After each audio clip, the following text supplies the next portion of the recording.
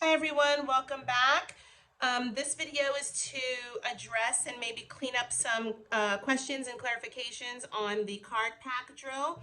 We set up our cards in the first and last session of the three-part series on enhancing reading success. In those workshops, we set up our cards.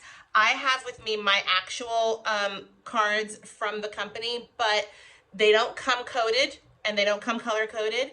So if you have your legend that was handed out to you from the reading recipe for reading scope and sequence, it has all the dots, the colored dots, the green, the yellow, and the red. Green meaning initial, medial would be yellow, and red would be for final position when you're doing the card pack drill. Just an aside, for your floss rule cards, double F, double S, double Z, and double L, they are always going to be red because they always come at the end of a one-syllable short vowel word. So at the top right-hand corner, I put a red dot. Eventually, when you do this drill repeatedly, you won't even need to look at the dots. Eventually, it'll just be second nature. But right now, the floss rule cards always get red dots because that's always where they will be.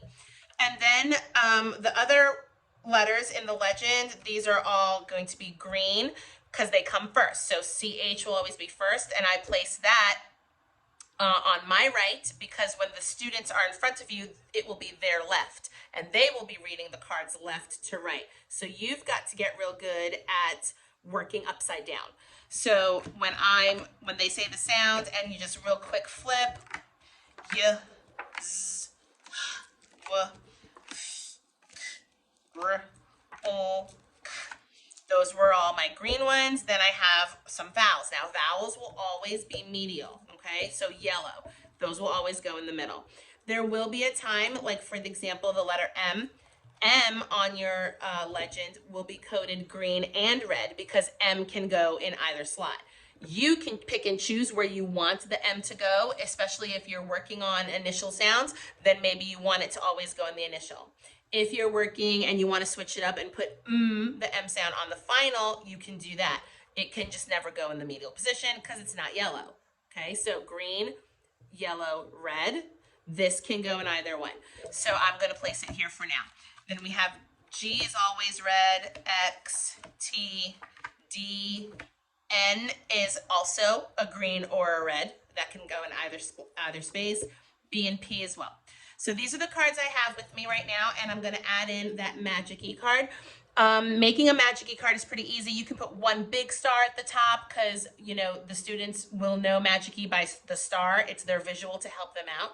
I put little stars up on the top. When I flash this card, they do this. They cover their mouths. And that's where you ask why. Why are we covering our mouths? Because E is silent. E doesn't say anything. So, like I said, floss rule cards will go in the end. And then when you're ready, after you do that first initial part of the drill, now you're ready for the blending drill. When you flip them over, they're ready to go. And like I said, students are in front of you. They are seeing it from left to right. You are working upside down. So when you're doing the drill, depending on what sound you're working on, if you're working on medials, if you're really working on O, I would leave O there, and I would just manipulate the initial and the final part of the word. If you're working on the rhyme, then I would just initiate and manipulate the initial part, and I would just flip that over and over again so they get som, vom, jom, wom, and so forth and so on. Then I could start asking those eliciting questions like, is this open or closed? Because by now I would have taught open and closed syllables, so now we have to review because that's a pretty tough concept. This is a closed syllable. Why? Because the vowel is in the middle and can't escape. The M is the door, blocking him in. Then I might do this, and I'll ask, okay, now is it open or closed? Well, now it's open because there's nothing here blocking, so now this word is yo. But before the word was yam. And then when you're feeling real spicy and teaching Magic E as a syllable type, you want to start adding Magic E in there. So now they can say yom.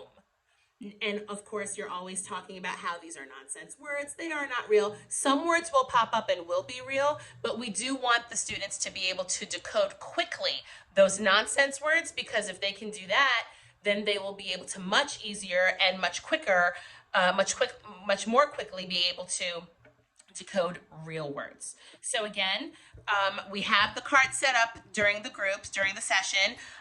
If you didn't get a chance to code the corners of your cards, I would go ahead and use that legend to do so.